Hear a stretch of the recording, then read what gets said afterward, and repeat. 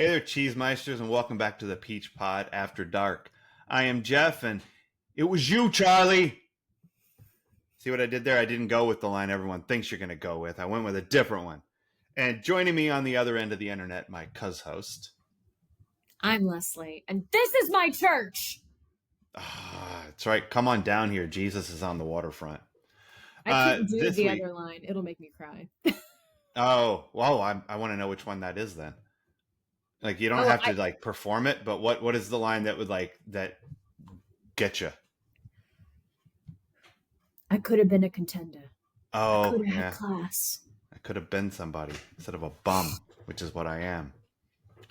Yep. All right. This week, Cheesemeisters, we are talking about On the Waterfront, the 1954 D&D masterpiece. That stands for Deaf and Dumb down here on the docks. Written by Bud Schulberg, directed by Elia Kazan, starring Marlon Brando as Terry Malloy, Carl Malden as Father Barry, Lee J. Cobb as Johnny Friendly, Rod Steiger, who I didn't fucking recognize as Charlie Malloy. Rod Steiger is older. Like, he's in The Heat of the Night.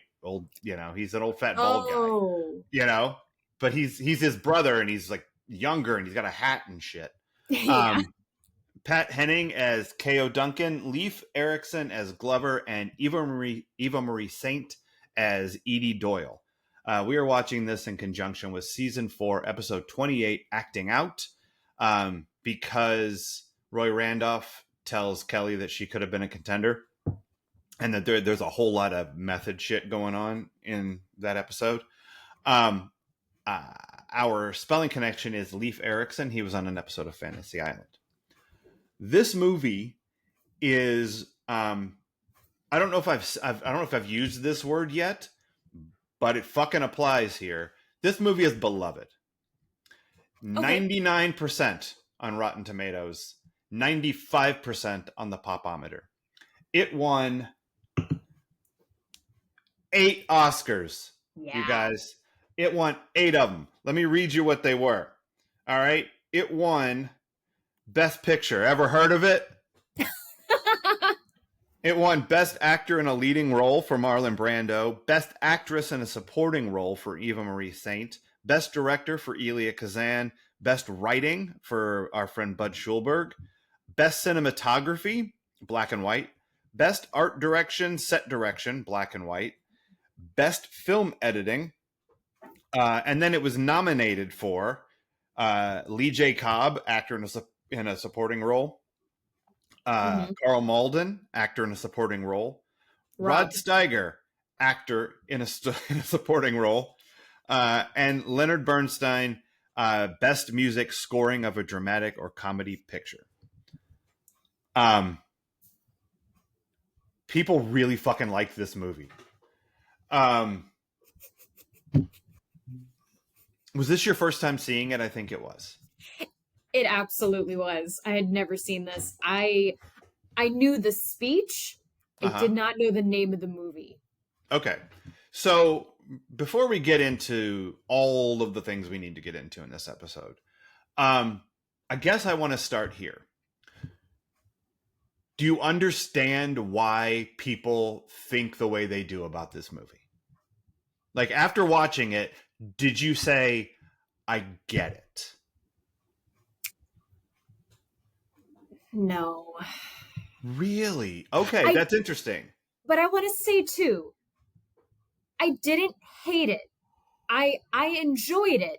But then I was very kind of like, what a weird connection to make, but kind of like Rushmore. I had qualms with the ending and how I interpreted it. Okay. And then I was reading about the motivation for Elia Kazan and this, and I went, oh, I don't know how to feel about this anymore. Okay, so we're going to definitely have to talk about that because I have thoughts and feelings. Please tell me what I'm missing, because what you're missing about not about why people love this. Yes. Okay. Okay, that might be okay. I think the first thing is that the performances in this movie are fantastic. Well, yes. And they are. Remember how when we watched Rebel Without a Cause, and it felt like, uh, uh, tell me what his name is. James Dean. James Dean. All I could think of was James Stewart, Jimmy Stewart, and I was like, I couldn't get that name out of my head, so I was just fucking locked up. All Wrong right, Jimmy. yeah, wrong Jimmy. And it seemed like James Dean was in his own fucking movie. Like, he's doing this and everybody else is doing this. You know? Yeah. Like, this doesn't feel like that. Even though Marlon Brando is the only person in this movie who is performing the way he's performing. Yes. Right? Like, he is, and we're going to very much talk about this, Cheesemeisters. It's going to be the thrust of most of what we talk about, but I think we're going to have to get there a little bit. Sure. His performance is big and small and deeply emotive and heartbreaking and anger inducing. And like, this is a movie about one man with guilt and regret standing up for something he believes in and fighting against corruption. That message is very powerful, right? Yes. So there's part of that. That's also part of why people love this movie. But the Brando performance is groundbreaking. It is so different than most movie acting that had been done since movies were started. Yeah. And the number of reviews I looked at that said that this performance changed acting for like the next 50 years. Yeah. I think that's true. And I think that's part of why people really love this movie. I also think it's gorgeous. I think the cinematography is fantastic. I think the music cues are great. The music made me care. I think that's the thing. So much of it made me care. Like, I'd seen this movie once before, and I remember being impressed by it and being like, wow, that was a really good movie. But I didn't really remember much about it. I remembered, obviously, that I could have been a contender. And I remember him staggering up the gangway after getting beaten. Yeah. I remember those two things. Most of the rest of the plot, I don't remember prior to seeing it. I know what happened now. I just watched it 2 days ago. So it's all of those things. That's why people, I think, love this movie. It's also really, really well directed. We knew that you were going to have to overcome a hurdle to even say a good thing about this movie because of your opinion of Marlon Brando coming into it as a human.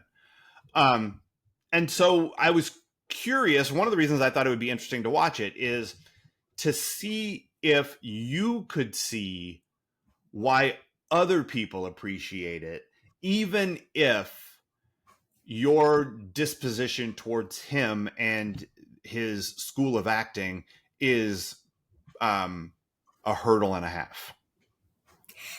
So here's what I realized earlier, because I was talking to my cherished coworker Geneva about the method. You know, we're both ICs. Is she neutral about it? No, they were also with me. Neutral about like Geneva, Switzerland. It's a Switzerland joke, everybody. Wow. Nailed it. Oh my God. Anyway, go ahead. They were like me and kind of like, I don't get it with Marlon Brando, but okay. So here's my thing. Go you. Okay. What I did appreciate about this film, because I realized in talking to them that how I viewed how I watch Marlon Brando is kind of how I watch Citizen Kane. Both of these things are groundbreaking, and I can appreciate that much about it, while also it's still not being as meaningful to me Okay. as it is to other people. Okay. Fair. Um, What did strike me, honestly, Carl Malden's performance in this he's is what really great. got me. He's He's so so good. fucking good. Oh Hmm. my god. His and yeah, like it's the different acting styles you see so much. Like this is a great movie for seeing different acting styles. Even if you Hmm. can't always pinpoint it, you can at least be like, okay, this is what this person is doing, or this is maybe how this person is working on it. This person is doing this thing, and he's using that theater voice. Like you can Malden. tell Yeah. Malden. Yeah. He Yeah. has that, and I mean, it fits with his character. He's a priest.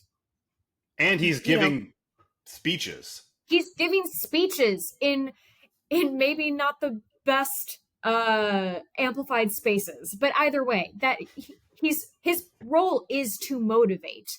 So Yeah. he has to be loud and clear. And it worked for me. Hmm. Um I really enjoyed his performance, and like Yeah. I agree the cinematography was beautiful. I was very intrigued by the story. I'm always interested in stories about unions and labor and like, Hmm. the little guy fighting for his rights. Like, Hmm. yes, I will always be here for that. Yeah. This one had a lot of layers to it. It And did. I can only comfortably speak to so many of them. I've never been in a union. I really hope to be someday because Right. like Michael Scott in an Inside Joke, I hope to be involved in one someday. Yeah. Um, 100%. but I also totally recognize that there are problems. They're not all mob related, but at least in this one, it's very clear what the problem is. Right. But like that's where I got confused on the ending because I didn't know who that guy he was walking towards was. Oh, okay. Sure. And so I'm like, this looks like just another mob guy. And then, okay, I know it's about the I know it's about the meaning. It's about the symbolism. Hmm. But I'm watching him go in and everyone following. I'm like, can we get this man a doctor? Yeah. You're a nicer union now. Can we get him a doctor, please? Yeah. No, you're just gonna let him die? Okay, All right. that's not a great pro union stance to end on. Yeah. Well, I don't think they negotiated their health insurance yet. That was on the next round of negotiations with the union. After he dies. Oh, we should have figured this out. Yeah. That's our bad. Because I don't Sorry. think he's been. Yeah. Shit. Here's what happens in this movie, Cheesemeisters. Because I think it is at least a little bit, we should talk about what the movie's about, what Yes. happens in it. So Terry, Marlon Brando, is an ex-boxer, and he's working as a longshoreman down on the docks. The union is controlled by Johnny Friendly, but Charlie, Terry's brother, is like his right hand man, and they send Terry to go talk to Doyle, whatever his first name is, and basically use his love of pigeons, their shared love of pigeons, to get him up on the roof where he's immediately thrown over the roof. Ah! Just boo! He did a Peter Pan right here. Um, and the whole thing was that Doyle was he was talking to the feds. He was threatening to rat out the mob boss who is running the docks, and that aggression will not stand, man. And so they threw him off the top of the building. And Terry feels like shit because he's like, I didn't know that that's what was going to happen. I just thought you were going to lean on him a little bit, get him to quiet down. And so he's got this huge guilt for getting this guy killed. But he also so he's like, I feel like I should come forward, but everybody's like, zip it, deaf and dumb here on the docks, D&D, brother. You can't talk out because if you do, you're gonna get got. Mm. Um, you got to be carefully taught. If you talk, you're going to get shot. Like, that's what this was, right? So he's struggling with that urge to, like, this was wrong. And then he like gets together with the dead guy's sister, and Carl Malden is also a priest, and he's coming down on the docks, and he's like, the way they're doing this is terrible. Your working conditions are bad. They're not protecting you. And the only way that you're going to get out from underneath the thumb of this oppressive mob rule is to quit being afraid that they're going to kill you and stand up for what you believe in. And that's the push and pull of the whole movie. Like, are you going to be a rat, or are you going to, keep your mouth shut like you're supposed to? And Carl Malden and the sister are like, this is bad. This guy's bad news. You can stop him. You kind of have to do this. And a little bit of back and forth, this and that. A couple more people get bumped off who talk to the cops. And it's very clearly a problem. And then there's this other thing that's happening underneath, where every now and again, someone is like, Terry, I remember you as a boxer. You were great. You were such a good boxer. I remember the night that you fought this guy. And then I remember the night that you lost. And we thought you were going to have him. And he's like, I held that bum up for 5 rounds. And you start to get the idea that he took a dive because he was told to. Yep. And then he gets in the backseat. And the person who told him to do it was his brother. And then Johnny Friendly tells Charlie, his brother, he's like, look, in not so many words, we kind of got to kill your brother because he won't shut the fuck up. And Charlie's like, give me a chance to talk him out of it, like to get him to see reason. But just by getting in the car with him, Charlie has agreed to take Terry to his death. Because that's where this ride ends, right? And Terry, it finally breaks down, is like, this, you did this to me. I took a dive because you told me to. You are my brother. You should have protected me. And here you are again, not protecting me. And Charlie even pulls a gun on him in the car. And Terry is like, Charlie. Yeah. Like, I'm disappointed in you. You know? Yeah. And gives the I could have been a contender speech, but I'm a bum. And at this point, he's decided to stand up. And he stands up and he takes a beating in front of God and everybody. And but because it's so public, everyone has turned on the union boss.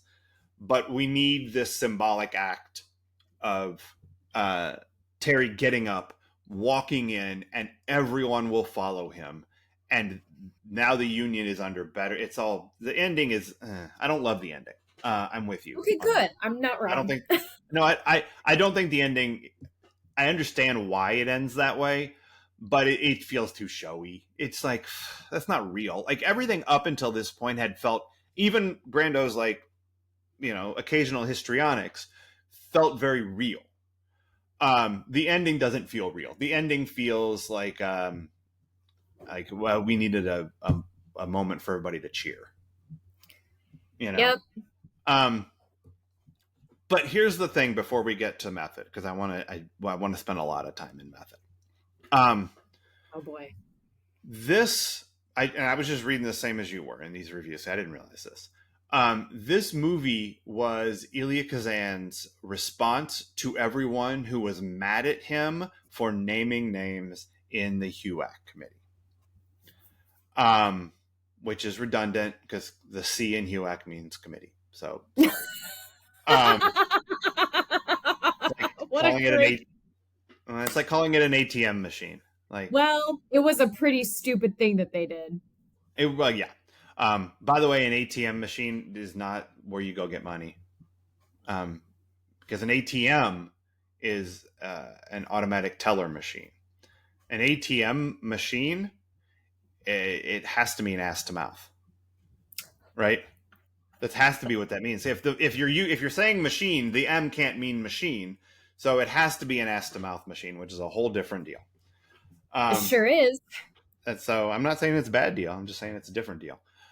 Sure. Anyhow, Elia Kazan named names in front of Huak, which is fucking despicable. Yes. Um, that is my position. Taking a stand, 2025, naming names to HUAC is some bullshit. Elia Kazan shouldn't have done it. Nope. But he did do it. And so this movie, from his point of view, is Terry as him standing up to the corrupt institution of the mob who runs the Waterfront, which is the Communist Party. That's what this movie is to Elia Kazan, right?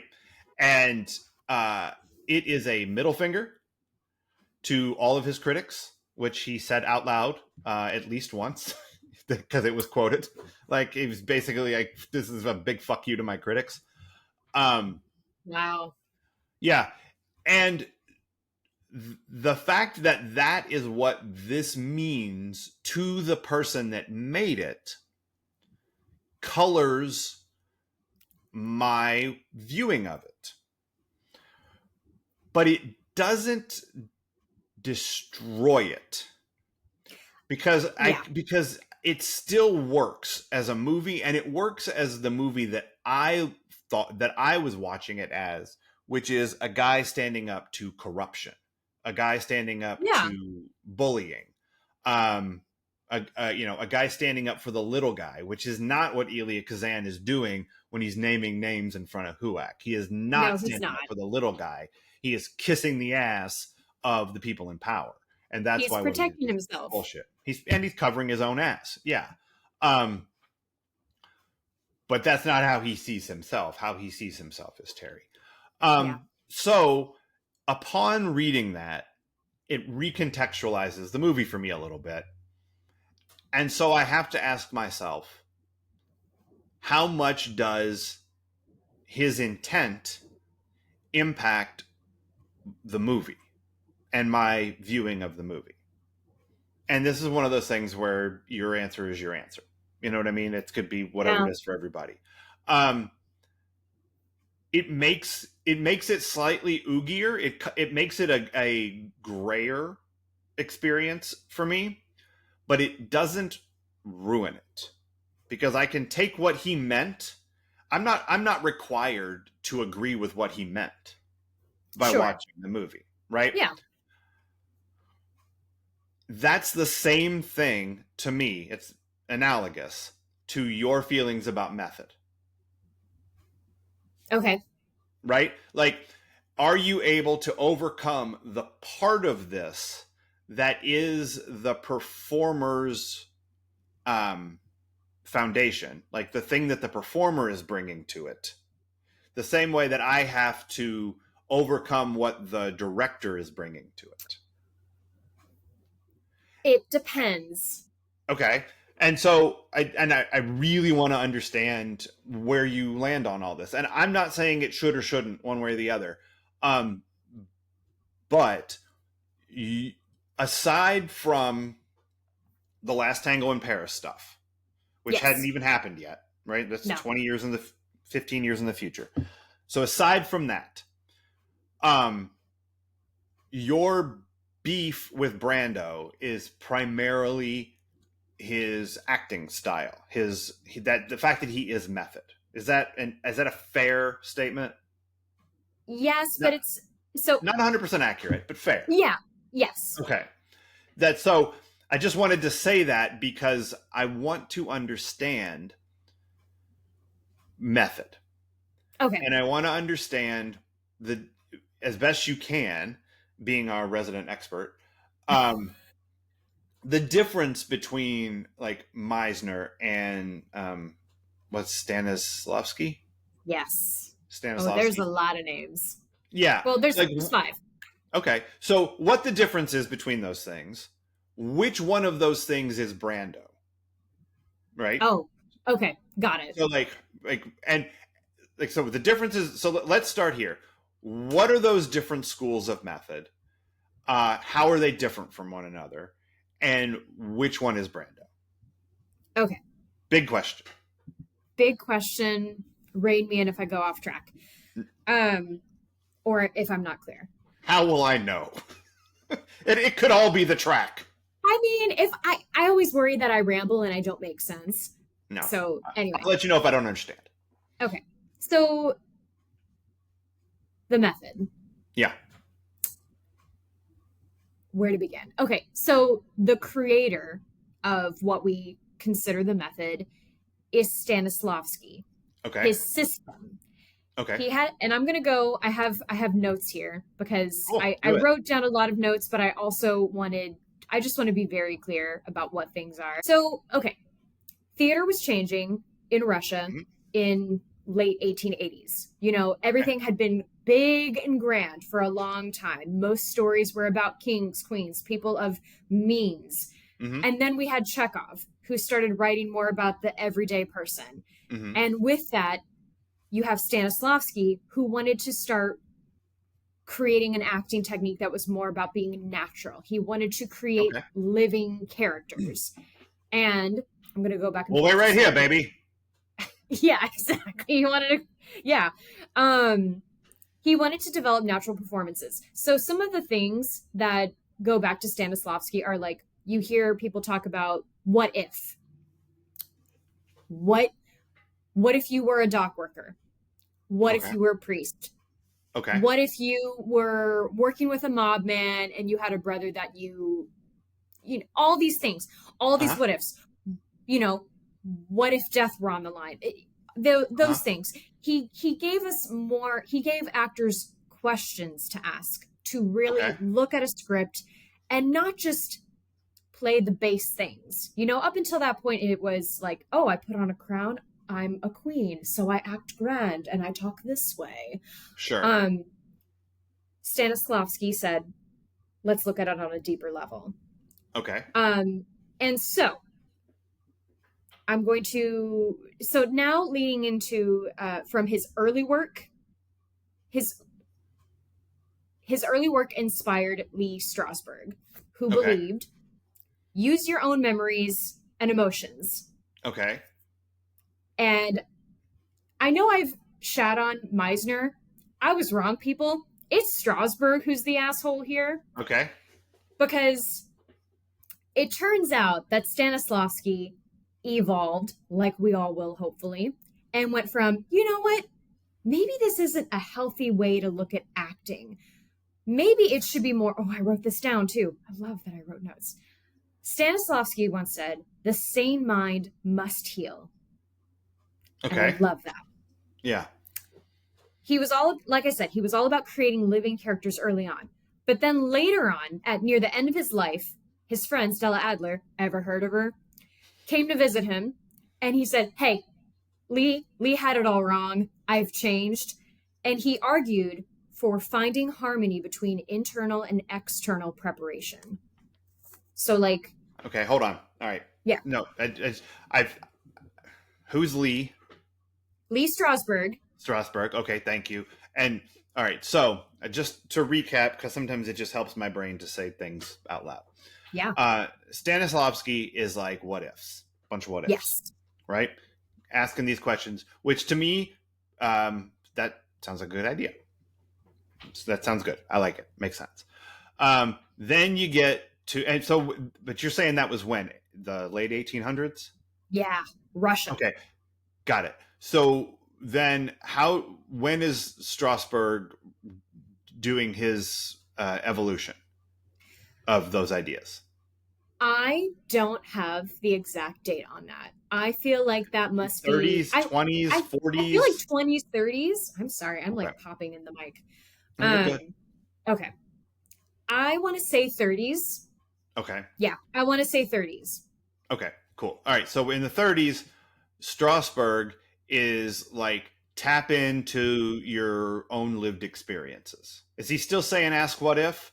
Or is he No, saying he, let's see, how do I describe it? He's wanting you to use all of your own shit to inform your acting choices. okay, and I get So, that. I yeah, understand that. And that also feels like it has a little bit of sense to it. Okay. Like to me, I sure. get it. I understand that as a, like, if you need to cry because your dog died, think about your dog dying or something. Like, I get it. But there's a difference between when your dog has just died Okay. and your dog has died 5 years ago. Yes. Okay. 100%. Um, but that's Strasbourg. And then, uh, Stella Adler, is she's still talking to Stanislavski because he's still alive? This was like right before he died. When So, did he die? Do we know? Died in 1938. okay. So, Stanislavski is the tree, and all the other people I'm about to name are branches of the Got same it. tree. Okay. Yeah, like that's why it's really difficult to, like, there is no simple, I mean, there could be a simple answer, but the thing is, what people know as the method is not correct. Okay. And Cool. what a So lot let's of get him there. people, yeah, and what a lot of people end up doing as the method is not correct. Okay. Cool. All So, right. So we're up to Adler, yes. and she talks to Stanislavski, and he's like, "Oh, here, do this instead. Um, do a little bit of the inside, and do a little bit of the outside." Yeah, make sure All right. things are in harmony with each other. And at first he was, well, he wanted to be about the ensemble, and Strasberg wanted the actor to be about himself. Okay. Okay. And Interesting. Okay. I see that distinction. yes, and that's where when actors want to make it all about themselves, or any artist, but for this sake we'll say actors, that's one of the reasons why I don't like method, because people aren't considering their coworkers. And that's Strasbourg. Yes. Okay, so then what happens after Adler? What's the next part? Well, it's not so much what happens after Adler, because there are still two other people in this mix That's who what okay, are that's what I meant. The next person. rooting around. You have Okay. Strasberg, then you Yep. have Meisner, and he is Mm-hmm. all about relating and applying yourself in imaginary circumstances. So it's not so much about, like, ooh, what do I have to add to these characters? What experiences can I add? And it's more about, um, hmm, how would I respond if this thing happened to me? What would I do in this situation? So a little closer to the magic what Yeah. if But that makes sense. it does make sense, but it seems weird to me that it would be what would I do in this circumstance because you're not playing you. No, but a lot of this is where it gets confusing in how it's taught and how Mm-hmm. it's learned, Mm-hmm. is that the actor and the character meld, Okay. and you aren't taught to separate yourselves until it's over. Okay. And it Okay. kind of So becomes that's like a Venom situation. um so that's like the call me Abe Lincoln. Like Yeah. while we're on set. That's that. Yeah. Okay. So and that is Meisner. Relate. Well, I don't. Okay. Yes, I'm gonna say that's Meisner. Okay. So like we've got Daniel Day-Lewis who's doing the Meisner thing. And again, a lot. I don't want to. I'm I'm not an I, expert.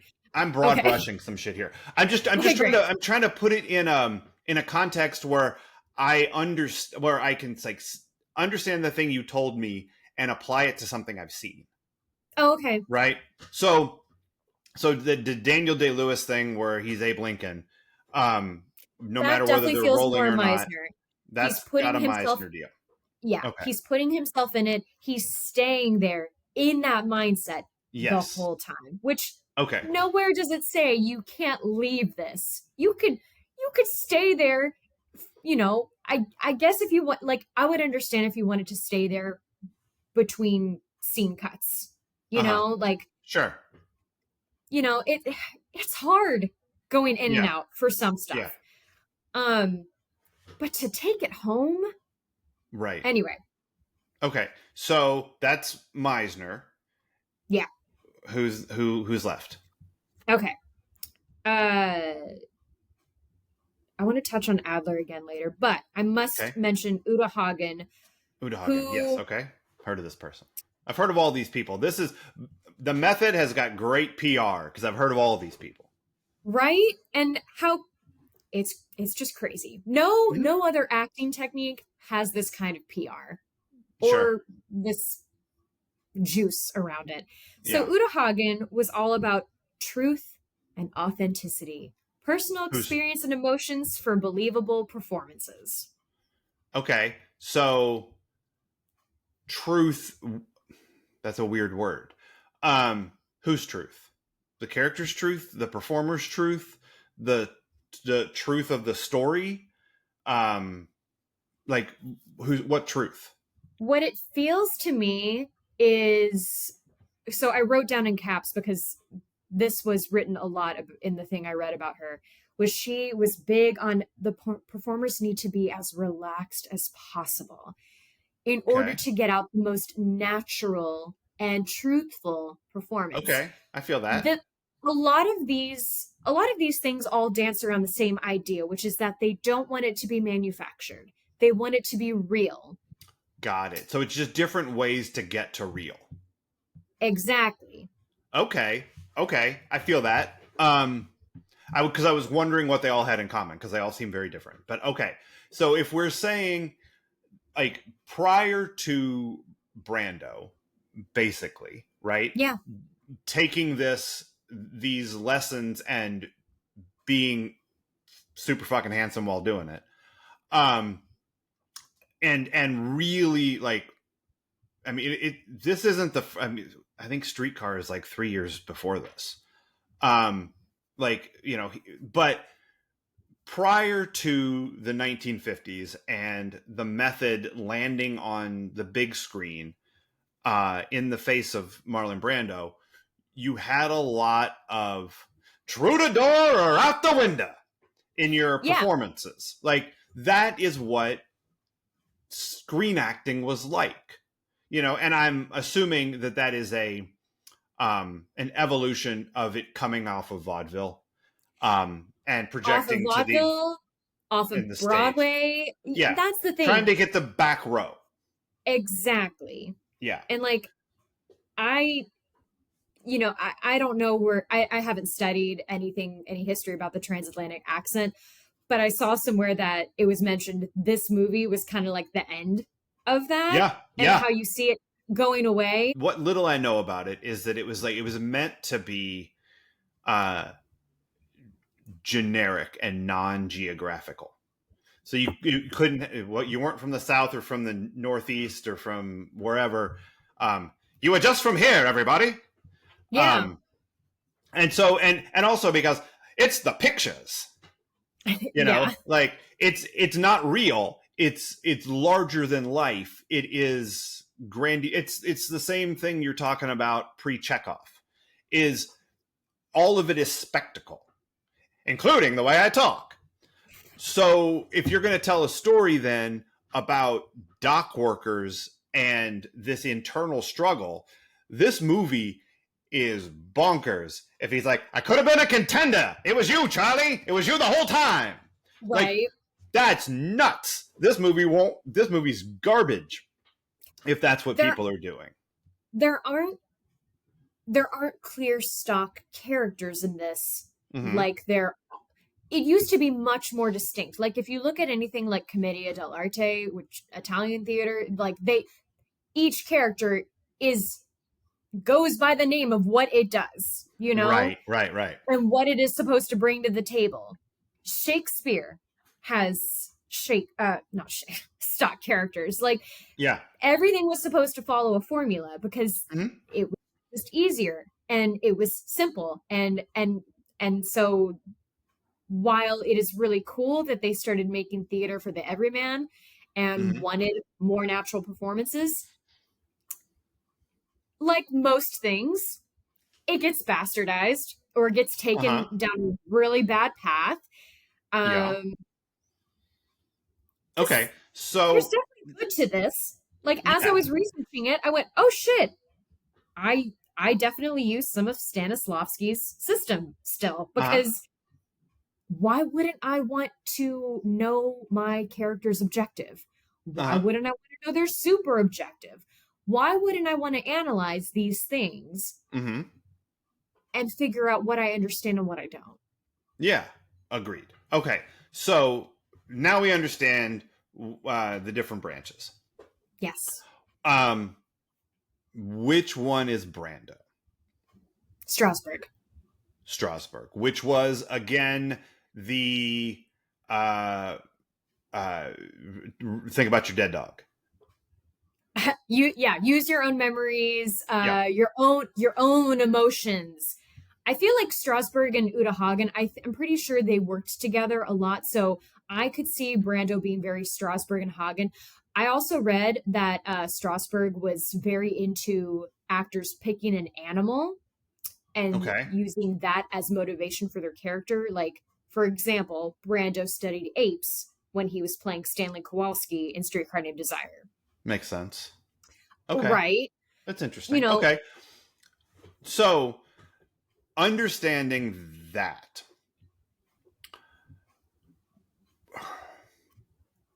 not the way that it might get bastardized, but do you have an issue with that teaching, like with that approach to finding the performance?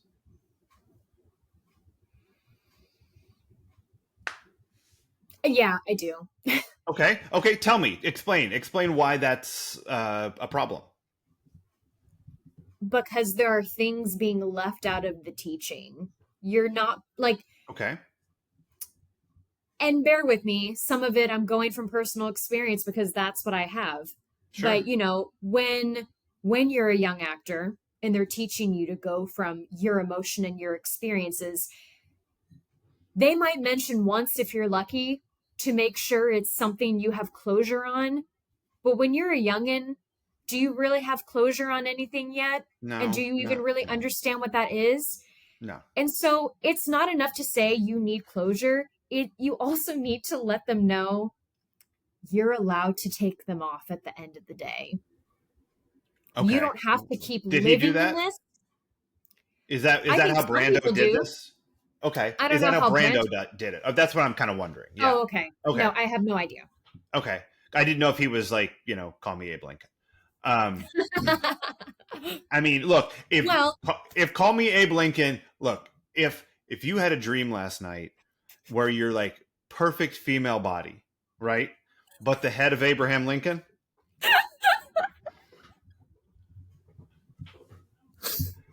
sorry, dazed and confused here's reference, everybody. here's the thing, and I know you want to focus. I know we want to focus on Brando right now, No, but I'm just trying to contextualize it within the movie. But go ahead.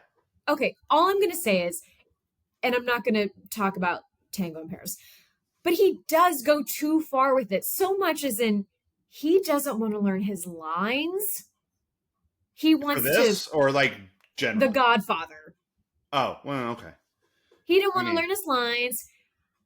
He like wanted to purposefully not be easy to understand, and I'm like, that's stupid.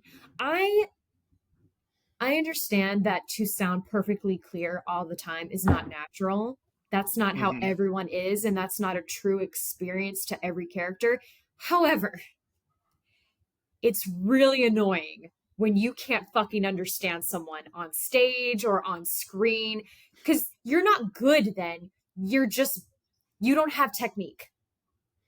Can I? can I counterpoint slightly? Sure. Okay.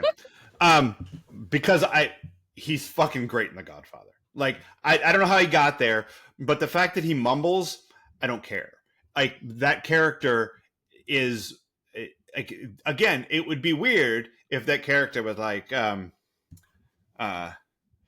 can act like a man. But Like, there's a happy medium.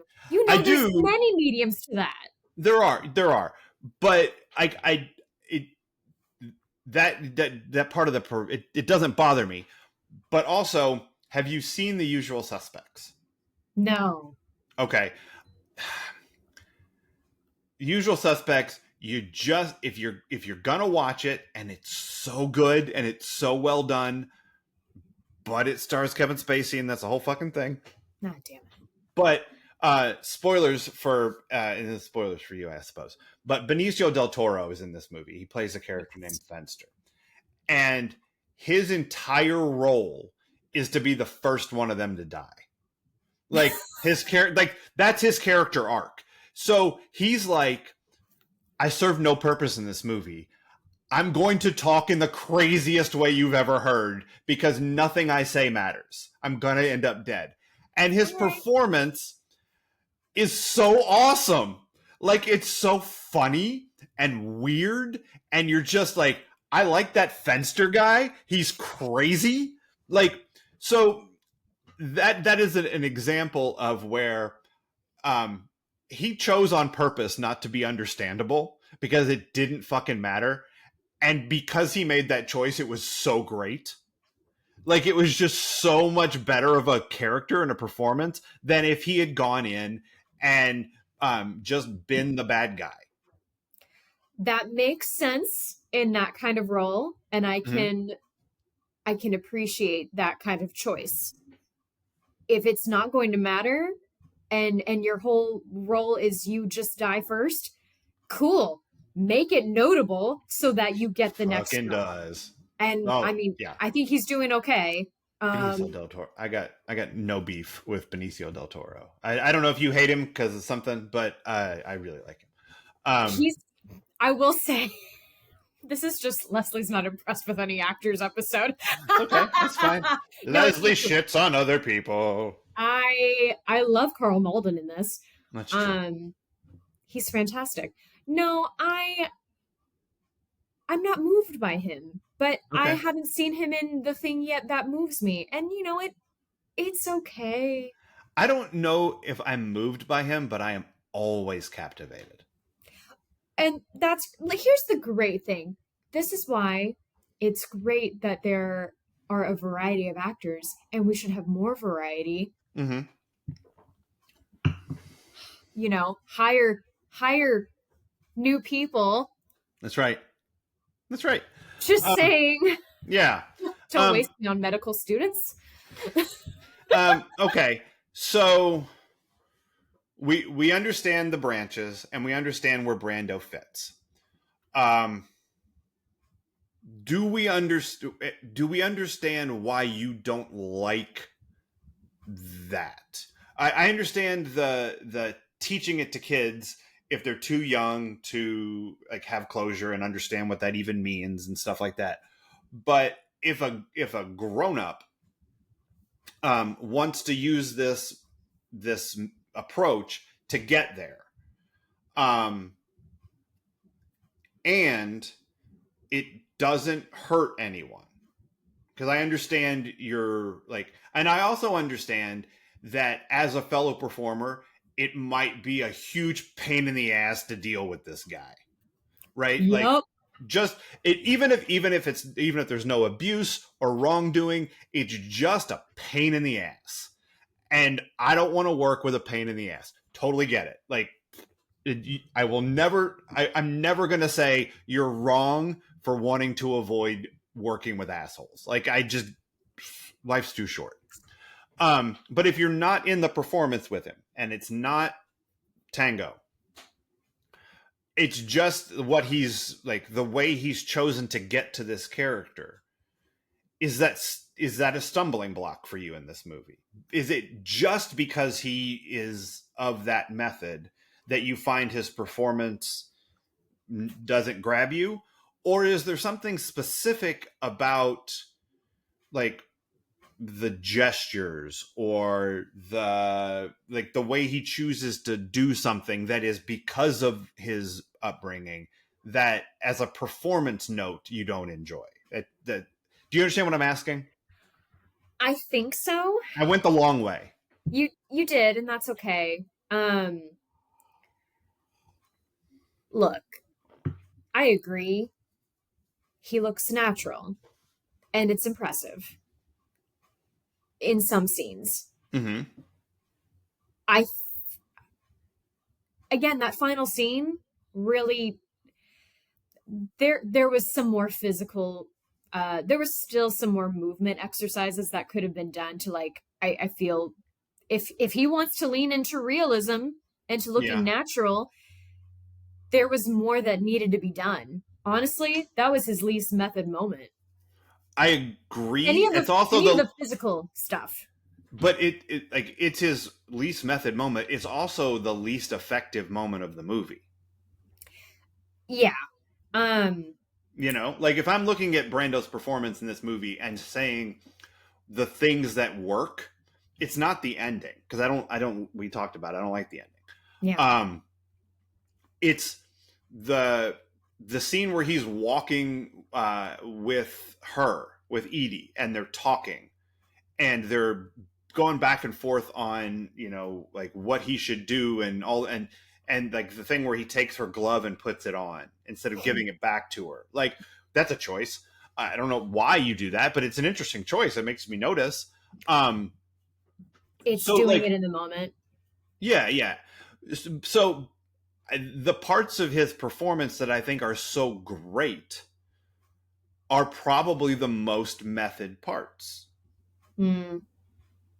I mean, Right? I no, would they think. probably are. I Yeah. Here's where I'm struggling, and it's mostly just to because I get very tired of being this person, but like it just doesn't do it for me. He doesn't do it Okay. for me. Okay. There there are like I don't want to shit on everyone doing method because as we've discussed, it's not all bad. Um and there are pieces of it that I mean, it's been the technique to go to learn, to teach for a Right. century. Which of the Yeah. branches tends to rule the instructional path at this point in time? Because See, like and the this is what I was trying to find books on this week, and in a perfect world, I would have been able to get them and read them and know everything for you all. yeah. Um, Sadly, I could not. What I think probably rules now, Mm-hmm. I think Meisner is probably still big. We still get taught Stanislavski no matter what, because again, Okay. he's father of method. He Yeah. is Yeah. the root. Mm-hmm. Um, but Meisner with the imaginary circumstances, and Okay. then Adler with start with your own reality and end with your imagination. Okay. It is that is that hard? Is that a problem for you? That one? No, Okay, so you like Adler. Your thumbs up for Adler. yeah, The stuff we hear about are the is it? I'm sorry, everybody. I keep forgetting which is which. Um, which one is Abe Lincoln? Meisner? no. I would say wait. Abe Oh, Lincoln, like the call me Abe Lincoln, like that one. yeah. I would say that's Meisner. Okay, so Yeah. the one we hear about where it seems either ridiculous and hard to deal with, or um, actively detrimental to the performer is Meisner stuff. Like we hear about Heath Ledger and the Joker, and I'm assuming Jared Leto being whatever he is. A It feels like complete that, asshole. but it feels like it's that Meisner piece, right? It's Yeah. the um is try acting young boy or young lad or whatever. Dustin Hoffman. Is that the Meisner piece where he stays up for 24 hours, or is that a different Yeah. thing? Well, Okay. I would say actually he might be more Uta Hagen because Uh-huh. again, the staying up late and not letting yourself sleep, like that is him clearly trying to be authentic. Like it's Yeah. not like I can't discover this on my own. I have to live I it. have to live it. Right. And that's insane. It is insane. And that those are the things that we hear about, and that's what we think of as method. So And I want to create a bit of a distinction, but I don't know a ton about Heath Ledger's process as the Joker, but from me what either. I know, it sounds like he couldn't get himself out of it. That's what Jared Leto put himself in that. sure. And granted, I'm And being he mean keeps and doing harsh it. and ugh. So there's a difference. Like, yeah, they do both put themselves in there, but I feel like Heath Ledger wanted to get out and didn't know how. That's yeah, sure. And like And I don't know one way or the other, but I just fucking flies. it's easy to get sucked into a character. Oh my god. It was like came right back. It's like asshole taunting me. It's the ghost of Strasbourg in a Yeah. fly. Quit saying mean things about me. See, I missed it again. You need a Venus flytrap. I do.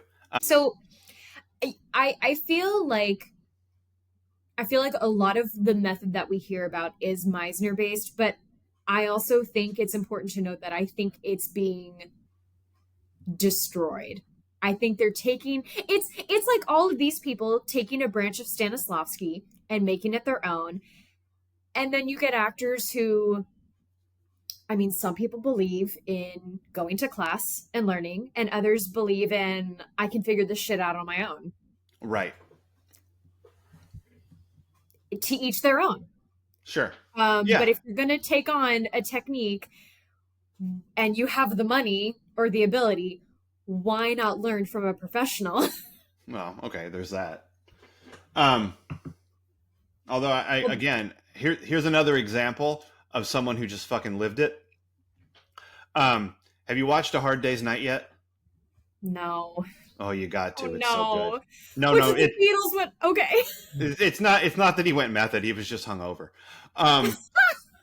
But there's this scene where Ringo goes out on his own, and he's like walking along the banks of like the river, and he comes into this. He runs into this kid, and the kid, he's like telling him all about, because Ringo's like he's feeling disaffected, so he like walks out, and he sees this kid, and he talks to this kid, and everyone's like, Ringo was so good in this movie. Like that scene, he's so like believable, and he's like, I was fucking hungover. Like he's like, it was early and I'd been really drunk the night before. And so he's like, I wasn't really acting, I just felt like crap. Sometimes it is funny how sometimes if you're either having to overcompensate or just use what you have in the moment, it works best. Yeah, it worked for Ringo. He was pretty great in that. So try acting. I fucking love that. It's really fun. Boy. Yeah, you should watch Hard Day's Night. It's fucking awesome. It's on my list. Excellent. I think we talked about method. I think we did. All right. I mean, I feel like I understand. Yeah. I mean, I feel like I understand better what these distinctions are. I'm gonna misremember them and get them all messed up in my head because whatever, that happens. But and so here's where I've landed for you. Right? That's what I just guess how you feel. I'm about to tell you. Here's what I know about you. That's right.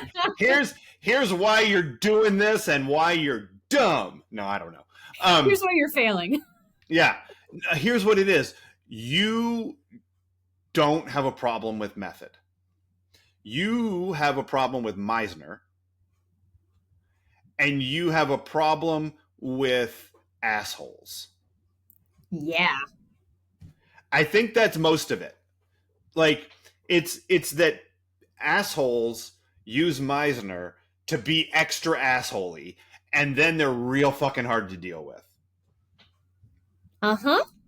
Okay, see, I told you I knew. I fair. That is a fair assessment. Like, as I was researching this, I was like, oh, it's kind of like realizing not like, oh, something used to be pure and it used to be good. It used to be helpful. And then it got destroyed. I And mean, maybe I guess. it's not completely destroyed. I just I wish reporters would find better. I wish journalists would find better questions to ask actors. I wish everyone would find better questions to ask actors. I also wish actors would explore other ways. But I'm I'm just a better out of work actor. Don't listen to me. There you go. Do it. No, it listens Except to you know please more do about listen this. to me. Please do Yes. listen to me. No, the Like, whole point of this was for all of us to learn. Because I just know method, and I know try acting, young boy, and whatever.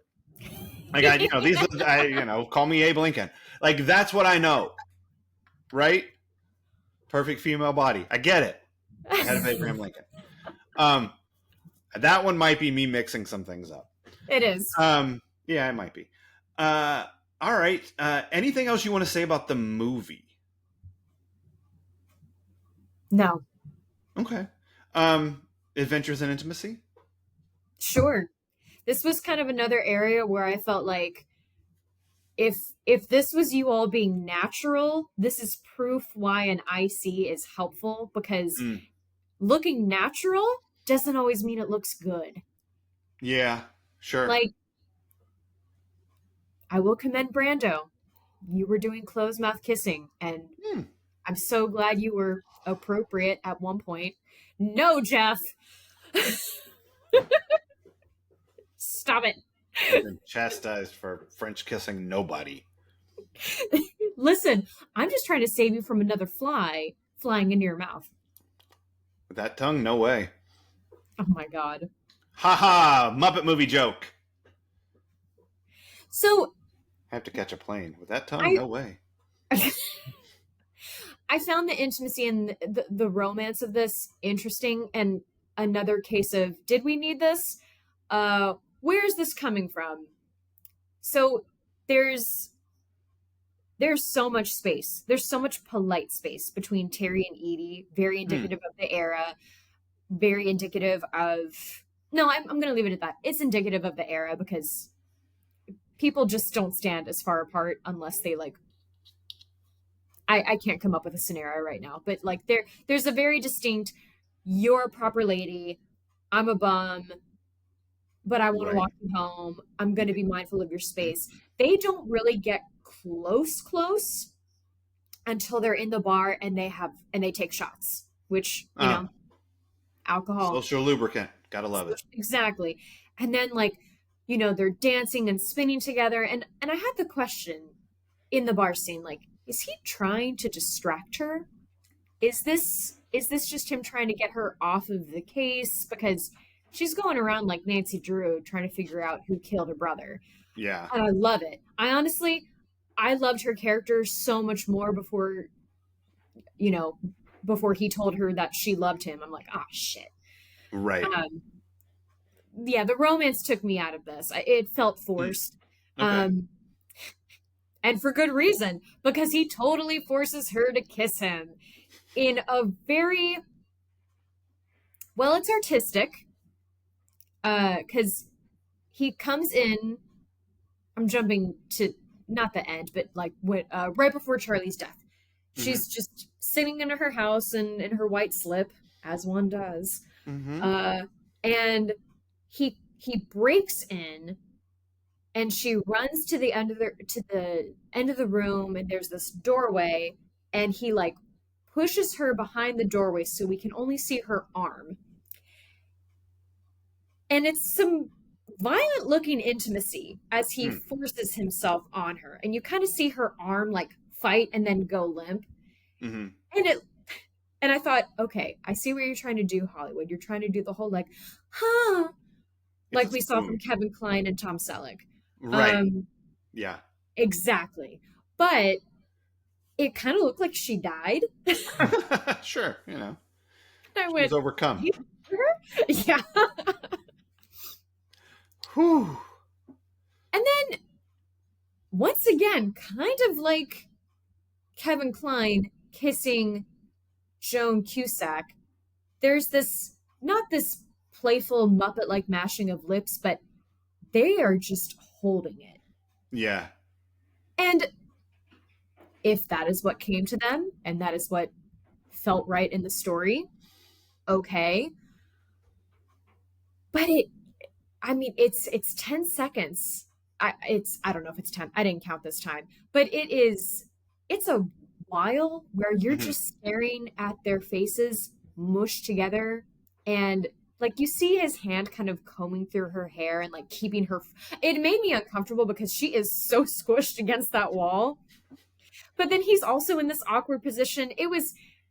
There was some unique stuff happening. Tell me. I remember a different movie where you were like, "Please squish me up against that wall." Well, that's the difference between Brando and Newman because I Newman is guess. daddy and Uh, Brando can fuck off. there you go. There's But a listen. Here's the thing: Newman still pushed her against the wall, but there was a little bit of Holy Ghost between them. oh, a little bit maybe. But that's because A he wasn't little. actually trying to do it. But you were like, if he. But can you imagine if he was? If ever I get too fired up and angry, just remind me and I'll calm down. That's Yeah, that's you're the like, jam on my nose. you are so like, oh yeah, right now. Like you just, just brought it all the way back. Color Money, everybody. Go listen to that episode if you want to find out why Leslie's wet right now. Oh my! The Cheesemeisters already look the OG Cheesemeisters know. They That's all do. I'm saying. And everybody They else should go do. back and listen and find out.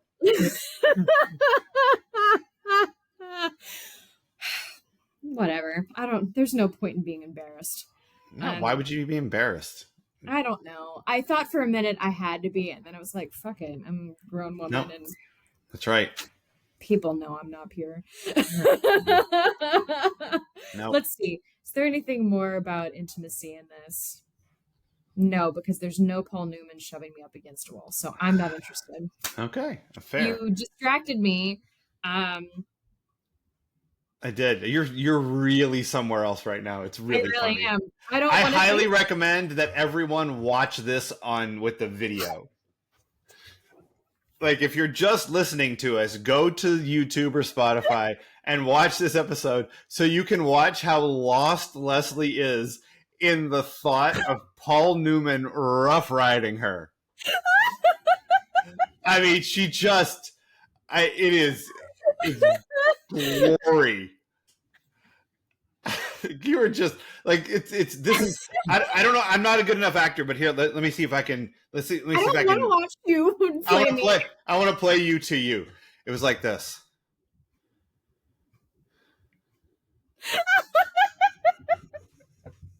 Like you were somewhere else. Like you had been transported. I'm quite warm now. I understood. You know what?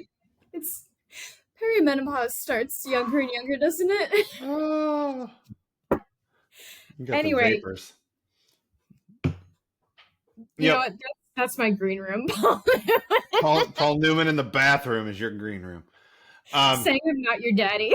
Anyway, there is Yep. one other moment Oh yeah, go ahead. worth discussing, I guess, because again, it's them trying to play into this. I don't even know what it is. He hug into. I forget when this was, but like they hug and she moves into him and he like takes her head and is maneuvering. I don't know. He was just making some weird choices Oh, mm-hmm. and it looked I think it looked more forceful than that character is. So that's sometimes where I feel like, okay, if you don't know where you end and the character begins, I don't think you're doing it right. Yeah. I think there is value in putting your take on a character Hmm. from what you have to offer. But if you put every part of yourself in it, it might not be the truest storytelling for this character. Got it. Does that Okay. make sense? It does. Yeah, it Like does. I You're know I playing know he's you and not the character. yeah, like I know Terry is a former fighter and but he's otherwise been gentle with her and Yeah. gentle with everyone else really. Hmm. Like he doesn't excuse me, he doesn't get violent until the end. Right. Once he's like turned state's witness and everything. Like Hmm. so yeah, just some of the movements and the choices made I thought could have been better. Yeah. Like many things we talk about. Yeah. But also I didn't need the romance in this. No, but it's this movie is all about like the layers of his motivation, Yeah. and and like at the core is this regret of being where he is, and then like the betrayal at his brother not supporting him, and the guilt of getting Edie's brother killed, Yeah. and the idea that he's supposed to have this honor, and be deaf and dumb, and look out for your like you got to have this job, and so you got to play this game, and what you should be doing is doing what's best for you, and what's best for you is also what's best for him, the boss. Um and then you add the uh I have feelings for the guy's sister that I feel so guilty about. Okay. Like there's so many things happening, and I think is partially, I think that's a lot of the reason why this movie is so good, Okay. because all of that is happening. It's all there on purpose, and it's in the performance. Yeah. Like he gives you all of those emotions. Sometimes at the same time conflicting with each other, which is how emotions happen. Yeah. You know, so like I don't know that like the love story is necessary, but the added complication is Sure. great for what's happening in this movie. Like I don't think we needed him running up to her saying, like, tell me you love me. Like it doesn't have to have escalated that far. You can still run up in her place and like you want like demand. I don't know. Anyway, I feel like I'm beating this with a dead horse, but I see what you're saying. Yeah. Um. Alrighty. Needle drop Forest. Yeah. Leonard Bernstein. Ever heard of him? Yeah. Right. Um. So this, I didn't notice this music all that much. I just like a couple of times I noticed it, but most of the time it didn't. But clearly, you like it landed hard for you because you pointed it out to me like at the beginning of the movie. Um, so tell me what it is about this the score here that works so well for you. Um, that's wild that you didn't notice it as much. I mean, I found it to be really powerful and Hmm. motivating. It kind of reminded me of, granted, I haven't seen silent films other than like snippets or Hmm. recreations of it, like The Artist. But all of that was That was the motive. I'll have you know that was the best silent film of whatever year it was it came out. Yep, you're right. It was. Give it an award. I think they did. I think they gave it the wrong award. Anyway, go No.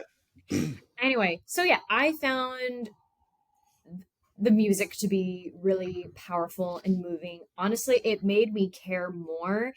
I felt like it told the story better for me in some scenes than what the actors were telling me. Not because they were Interesting. bad necessarily. I just It carried the weight of the emotion. it did. It Yeah. did. And a lot of it felt reminiscent of West Side Story, so I was in heaven It because predates West Side Story.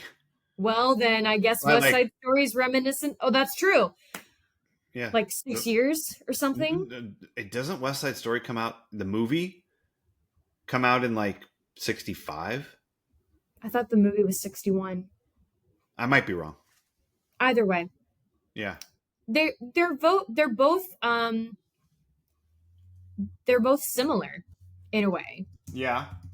And so it's just finding connections, that Yeah. helps bridge a gap in something that maybe isn't grabbing you or you're having trouble connecting to. Yeah.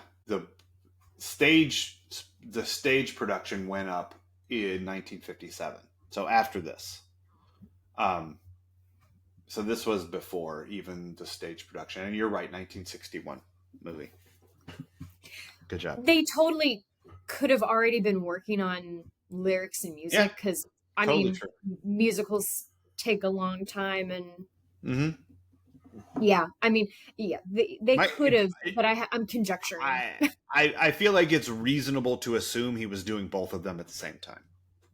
It would make so much sense because I wish I had specific moments, but there were moments where I went, "Oh, that's West Side."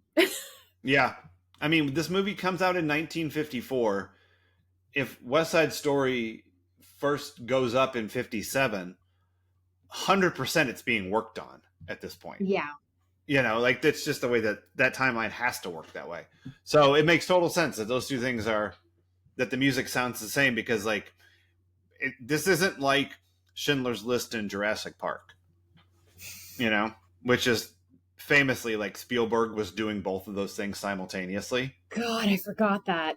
Yeah, like he would be filming one and then in his hotel room that night editing the other. And the tonal dissonance in that is fucking bonkers. Um Wow. but yeah, so it's not that. These are tonally very similar. Yes. Not quite Well, as offbeat. and in a way thematically too because you know you've got New York, New Jersey area because I think Mm-hmm. this is technically set in New Jersey, although they Yeah, said Hoboken. Greenpoint. Oh, okay. It was filmed in Um, Hoboken. Like that's where the docks of Hoboken is where it was shot. Yeah. yeah. Um, and then also dealing with people struggling. Yeah, West Side for is sure. about way more than that, but Yeah, yeah. essentially you have people who are fighting because their living situation is not great. Yeah. And maybe if life were better, they would be less racist. I don't know. That's the hope. It'd be nice. Um is all right, what else time? And this is only what else because I just thought of it right now. Is Hoboken the New Jersey city of method acting techniques? In No, that, I think New York is. well, no, I think it's Hoboken, and here's why. Because I've heard of Hoboken, but I don't even know where it is. And I've heard of all these acting methods, but I don't even know what they are.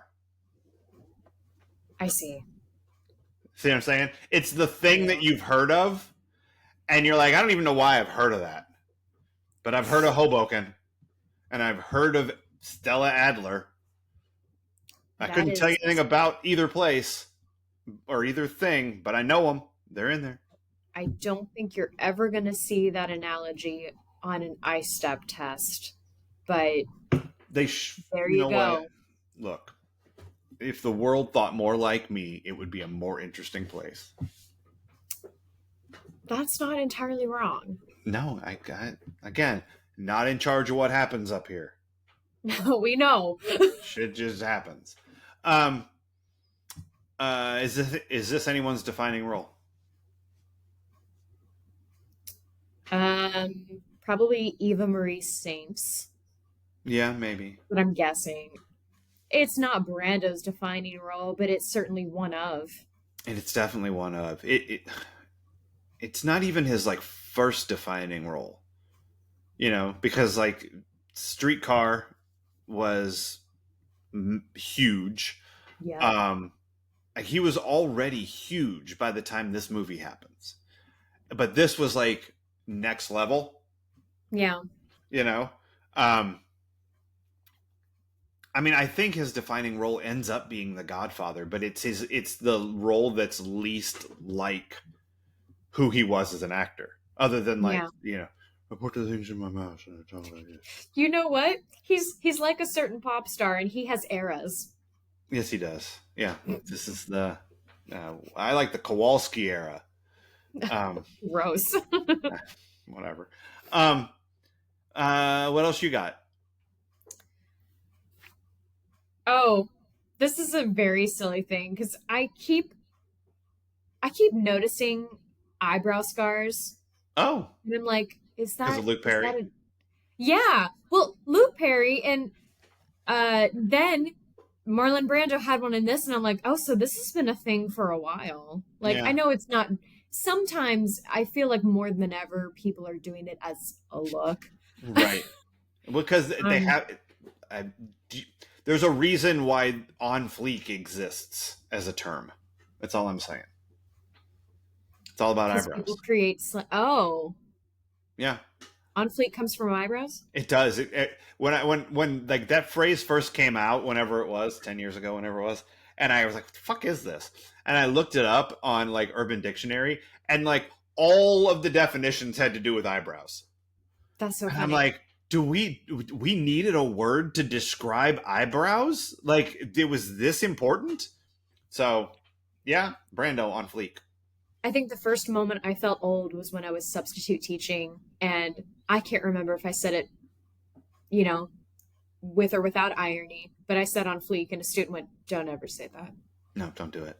And I went, all right then. Noted. Well, I'm an adult That's right.